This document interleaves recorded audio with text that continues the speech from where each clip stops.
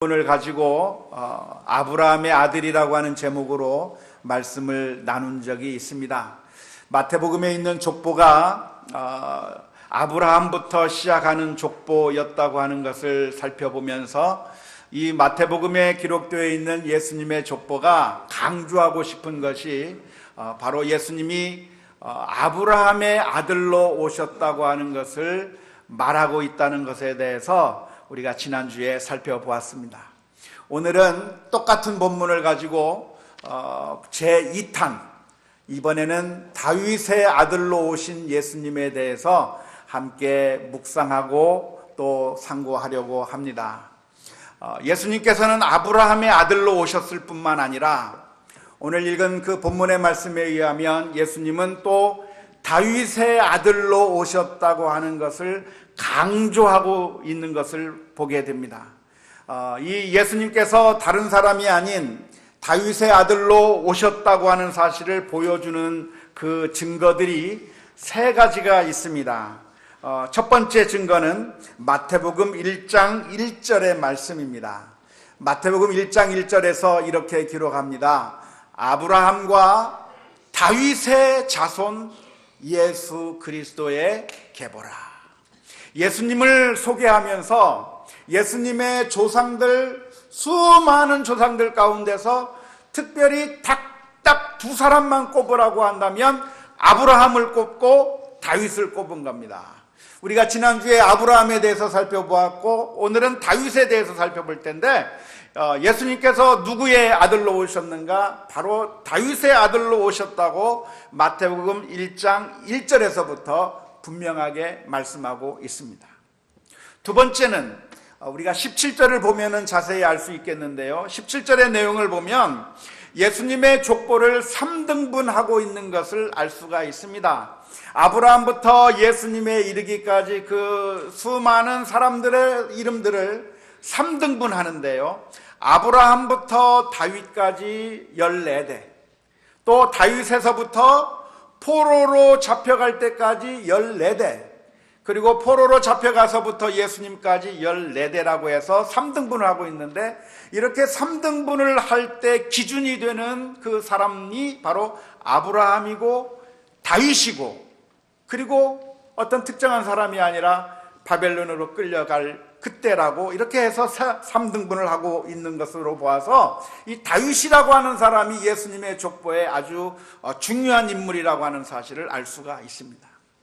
뿐만 아니라 세 번째로 이 족보를 보면 역시 17절의 말씀인데 이 3등분하면서 14대라고 하는 것을 세 번씩 강조하고 있습니다. 아브라함부터 다윗까지 14대요. 또 다윗부터 포로로 끌려갈 때까지 14대요. 또 포로로 끌려갈 때부터 다윗에게 예수님에게 이르기까지 14대라. 이 14대라고 하는 이 숫자 14를 강조하고 있는데, 이 숫자 14를 강조하는 것은 당시에 이 숫자를 통해서 어떤 의미를 전달하고자 하는 그런 방식 때문에 그렇습니다. 숫자를 통해서 의미를 전달하는 그런 방법을 가리켜서 전문 용어로 게마트리아라고 합니다. 한번 따라서 한번 해보실까요? 게마트리아.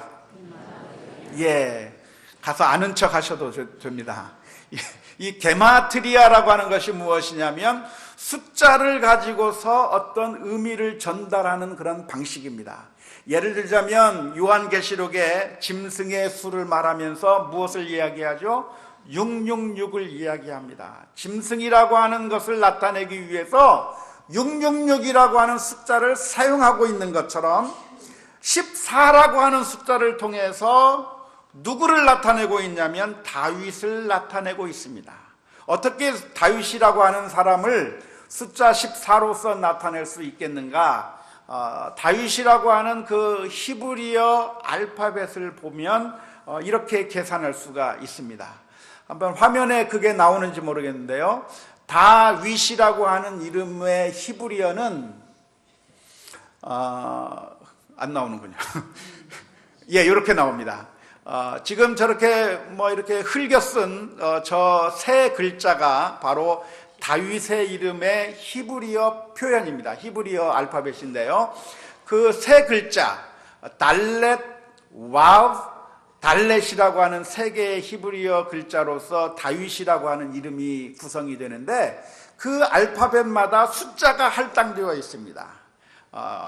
그 달렛이라고 하는 이 첫 번째 글자가 알파벳 순서상으로서 네 번째 나오는 알파벳이기 때문에 4라고 하는 숫자가 부여가 되어 있고요. 그리고 가운데 있는 와브라고 하는 그 알파벳은 여섯 번째 나오는 알파벳이기 때문에 6이라고 하는 숫자가 부여가 되어 있습니다. 그래서 이 다윗이라고 하는 이름을 숫자로 환산시키면 4 더하기 6 더하기 4, 히브리어는 왼쪽에서부터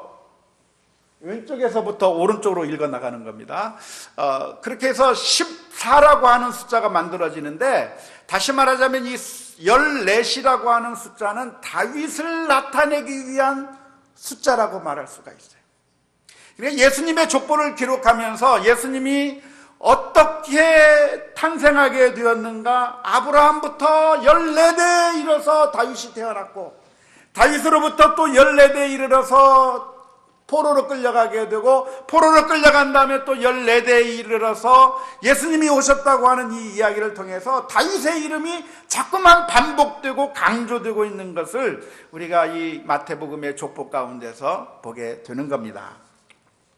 그러니까 예수님을 설명할 때 예수님이 누군가, 예수님은 아브라함의 아들이기도 하지만 더 중요하게는 다윗의 아들이라고 하는 사실을 오늘 예수님의 족보 가운데서 강조하고 말하고 있는 것입니다. 예수님이 다윗의 아들이라고 한다면 그러면 그러게 어떤 의미가 있을까요?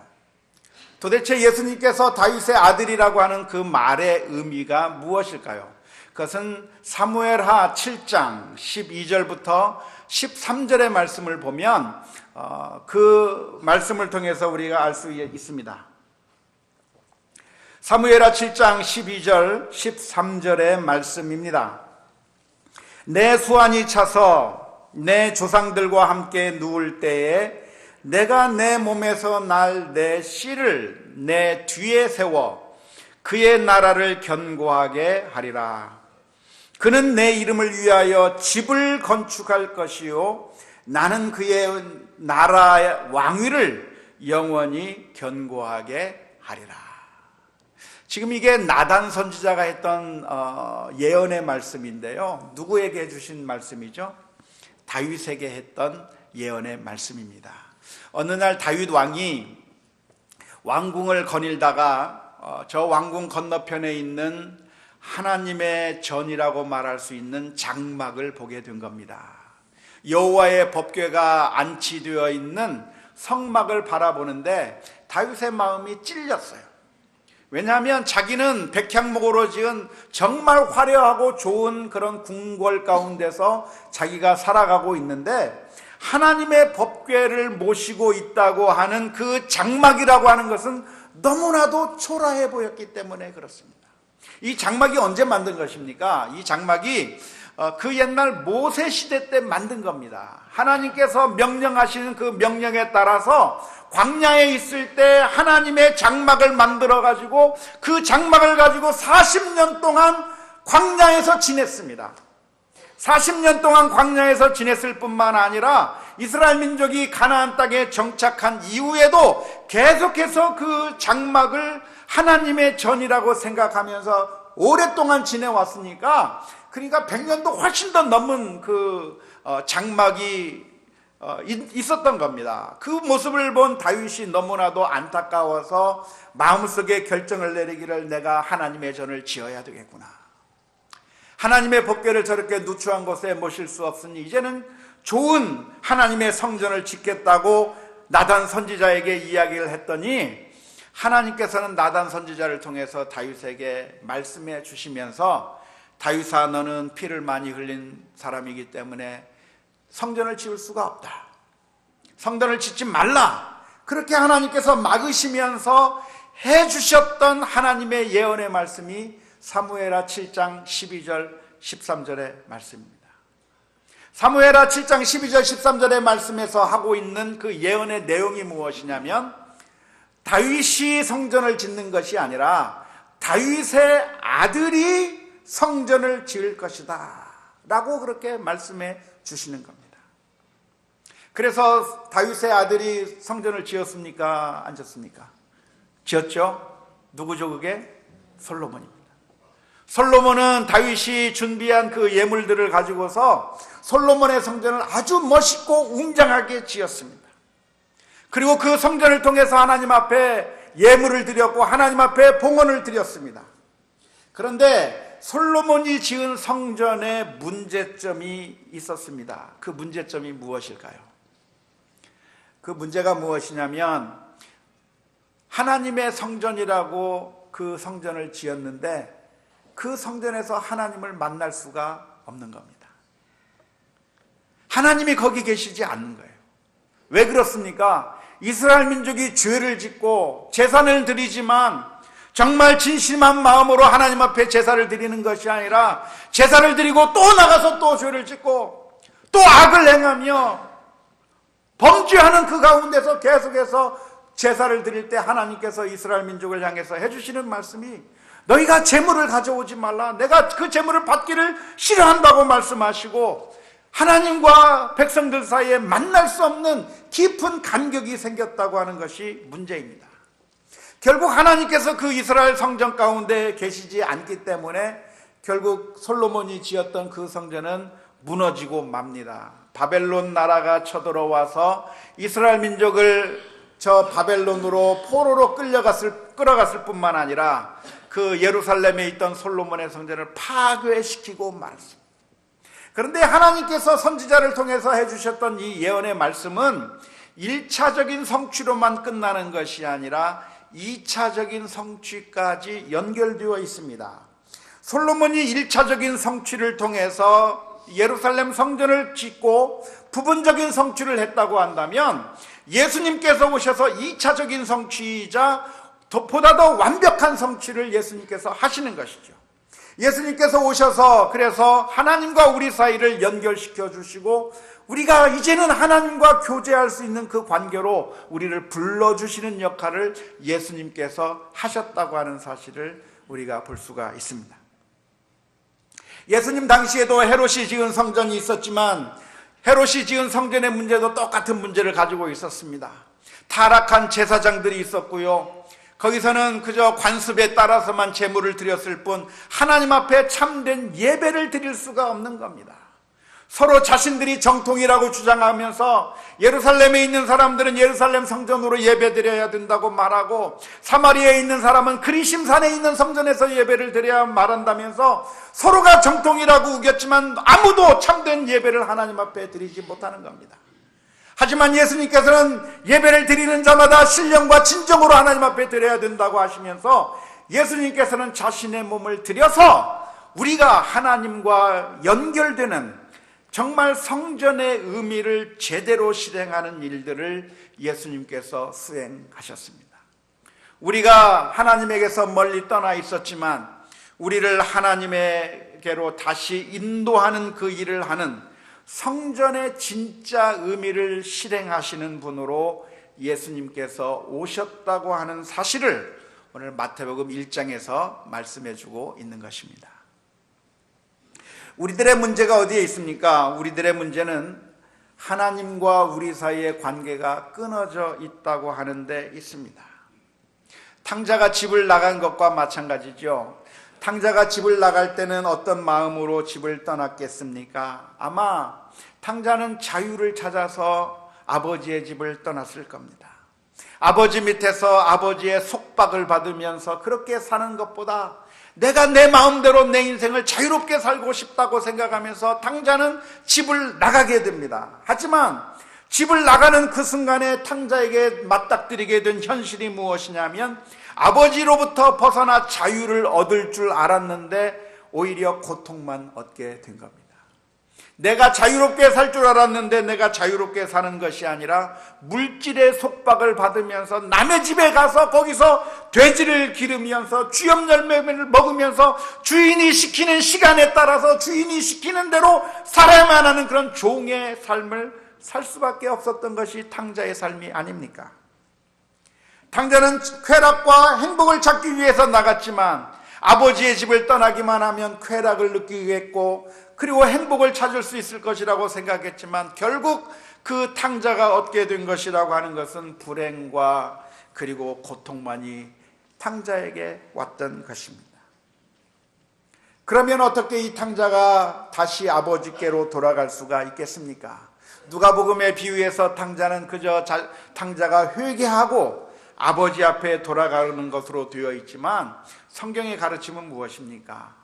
우리가 하나님 사이의 교제가 회복되기 위해서 우리 사이를 가로막고 있는 죄의 문제를 해결해야 되는 것입니다. 해결해야 되는데 바로 예수님께서 이 세상에 오셔서 우리를 위하여 피 흘려 주심으로 말미암아 하나님과 우리 사이에 막혀있던 죄의 담장을 허물어 버리고 그 죄의 문제를 해결하심으로 말미암아 우리가 하나님과 하나가 될 수 있는 그런 역할을 해주시는 것이 바로 예수님께서 성전을 지으시는 예수님, 다윗의 아들로서 참되신 하나님과 우리 사이의 관계를 제대로 회복시키시는 성전의 의미를 진짜로 수행해 주시는 예수님으로 오셨다고 하는 것을 마태복음 1장 족보에서 분명하게 말씀하고 있는 것입니다. 두 번째로 예수님께서 다윗의 아들로 오셨다고 하는 사실은 예수님께서 왕으로 오셨다고 하는 것을 의미합니다. 왕의 아들이 왕이 되는 건 맞죠. 왕자로 태어나게 되면 그 왕자는 그 다음에 왕이 되는 겁니다. 예수님께서 다윗의 아들로 태어났다고 하는 그 이야기는 예수님께서 다윗의 왕권을 이어받은 영원한 하나님 나라의 왕으로 우리 가운데 오셨다고 하는 것을 의미합니다. 성탄절의 이 시즌을 맞이해서 오늘 저와 여러분들이 분명하게 기억할 것 가운데 하나가 무엇이냐면 예수님이 우리에게 왕으로 오셨다고 하는 사실입니다. 믿습니까? 이 세상 사람들은 예수님을 무시하는 것이 아니라 예수님을 인정합니다. 심지어 타 종교에서조차도 예수님을 인정합니다. 불교에 가면 불교의 스님들이 법문을 할 때마다 예수님을 인정하면서 가르칩니다.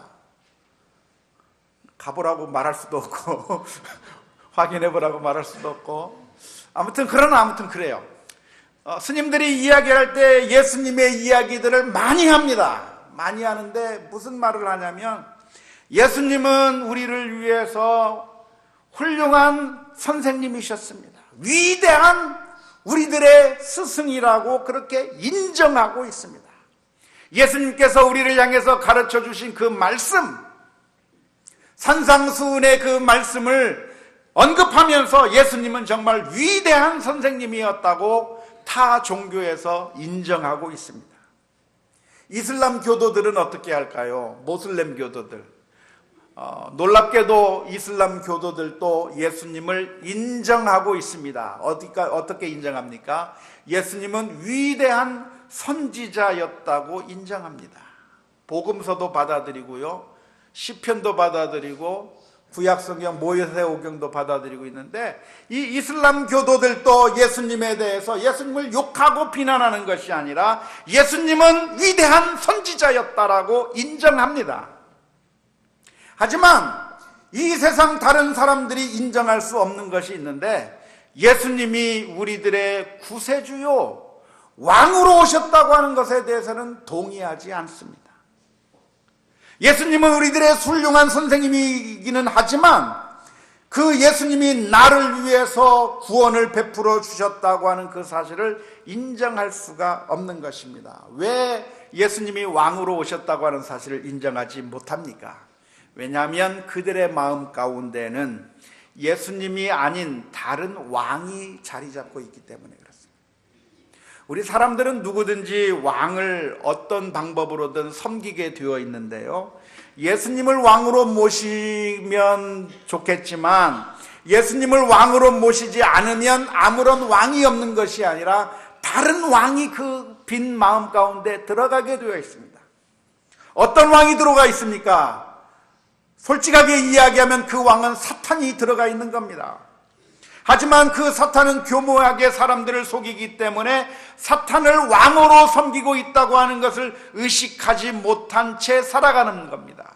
그래서 다른 어떤 것들로 내 마음의 왕을 섬기고 있는데 자기 자신을 왕으로 섬기든지 아니면 물질이 나의 왕이 되어서 물질을 섬기고 있든지 명예와 권력, 욕과 탐욕이 우리들의 우상이 되어서 그런 왕들을 섬기는 것이 우리들의 모습이라고 말할 수가 있는 겁니다.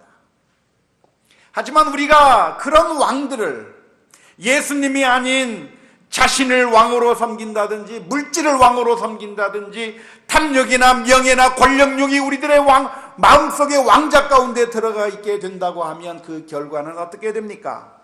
그 결과는 우리를 고통으로 집어넣습니다. 물론 100% 고통이 아니라 행복이 조금씩 섞여 있는 고통으로 우리들을 이끌어 갑니다. 행복처럼 보입니다. 이렇게 사는 것이 행복이겠다 싶은데 결국에는 멸망의 길이요 결국에는 고통의 길입니다. 돈과 명예가 그렇지 않습니까?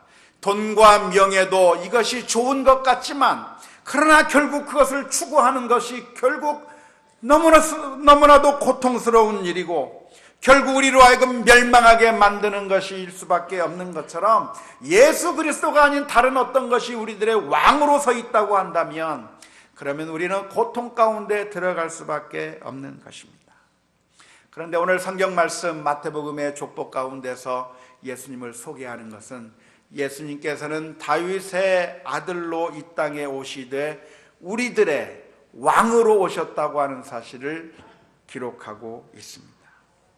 예수님은 우리들의 참된 구세주이며 우리들의 평화의 왕으로 오셨습니다. 성탄절을 맞이해서 오늘 저와 여러분들이 기억해야 될 것은 예수님이 나의 선생님 정도가 아니라 내 인생의 구세주요 왕이라고 하는 사실을 믿을 수 있기를 주님의 이름으로 축원합니다. 그 옛날 예수님께서 왕으로 태어났다고 하는 그 소식을 들었던 헤롯 대왕이 2살 이하의 아기들을 모두 죽이면서 그 왕을 자기의 구주로 받아들이지 않고 예수님을 죽이려고 했던 것처럼 오늘 우리들도 예수님을 거부하면서 내 자신이 스스로 왕이 되려고 하는 그런 마음들의 유혹들이 있을 때 우리가 겸손하게 주님 앞에 엎드려야 합니다. 매일 아침마다 하나님 앞에 엎드리면서 주님, 내 마음 가운데 주님께서 왕으로 오셔서 내 마음을 장악하여 주시고 내 인생을 장악하여 주셔서 하나님께서 내 인생을 인도해 주시기를 원합니다. 내가 왕이 된 것이 아니라 물질이 왕이 된 것이 아니라 주님께서 나의 주인이 되어달라고 고백하면서 주님 앞에 나아갈 수 있기를 주님의 이름으로 축원합니다. 이 세상 사람들은 예수님을 스승으로 보면서 예수님의 제자가 되어야 된다고 말을 합니다. 교회에서도 우리는 예수님의 제자가 되어야 된다고 말들을 많이 합니다. 완전히 틀린 말은 아니겠지만 그리고 어쩌면 도덕적인 붕괴 가운데 있는 우리들에게 정말 참담한 도덕적 현실 가운데서 절실하게 느껴지는 그런 요소라고 생각이 됩니다만 예수님의 제자가 된다고 하는 그런 매력적인 구호가 사실은 복음적인 구호가 아니라고 하는 사실을 우리가 기억해야 합니다. 물론 예수님께서 우리를 향해서 말씀하시기를 나를 따라오너라 말씀하셨고 내 십자가를 메고 내 멍에를 메고 나를 배우라고 말씀을 해 주셨지만 하지만 예수님께서는 단순히 우리들에게 선생님으로 오신 것이 아닙니다. 나를 따라오너라 이렇게 해라 저렇게 해라 해서 그 모습만 예수님께서 살아가는 그 모습을 우리가 그대로 담기만 하면 문제가 해결되는 것이 아니에요. 왜 그렇습니까? 안타깝게도 저와 여러분들은 그럴 능력이 없기 때문에 그렇습니다. 예수님의 말씀대로 살려고 노력해보지만 예수님의 말씀대로 살 수가 없는 거예요. 우리가 노력해서 정말 하나님의 말씀대로 살고 싶지요. 문제는 그렇게 할 수 없다는 게 문제예요. 그래서 오늘 저와 여러분들에게 필요한 분이 누구냐면 선생님으로서의 예수님이 아니라 왕으로서의 예수님이 저와 여러분들에게 필요한 것입니다. 그 옛날 골리앗 장군이 이스라엘 민족을 위협하고 있을 때 다윗이 자신의 목숨을 내어놓으면서까지 달려나가 그 골리앗을 쓰러뜨렸던 것처럼 죄악의 어마어마한 거대한 괴물이 나를 엄습하고 내 인생을 끌고 가고 있을 때 우리를 구원해 주실 분은 오직 우리의 왕 되신 예수 그리스도밖에 없는 것이고 우리가 죄악 가운데 있을 때 나를 위하여 피 흘려 주심으로 말미암아 우리를 죄악 가운데서 건져 주시는 주님의 은혜 외에는 우리에게 그 어떤 소망도 없다고 하는 사실을 기억할 수 있기를 주님의 이름으로 축원합니다. 물론 오해하지 마십시오. 그러니까 제자가 되는 것이 무의미하다고 말씀드리는 것이 아닙니다. 인생을 마음대로 죄를 지으며 살아도 괜찮다고 말씀드리는 것이 아닙니다. 우리는 예수님을 반드시 닮아야 하고 예수님의 제자가 되어야 되고 예수님께서 원하시는 삶을 우리가 살아야 되는 것입니다.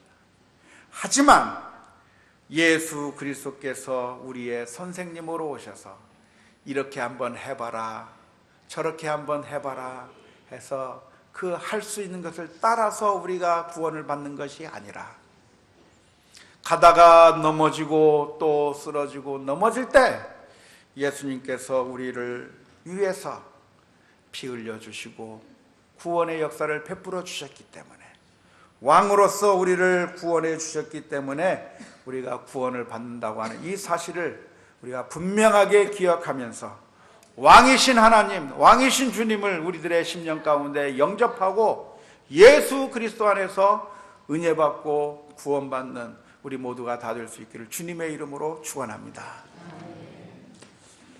우리 함께 같이 찬양했으면 좋겠습니다.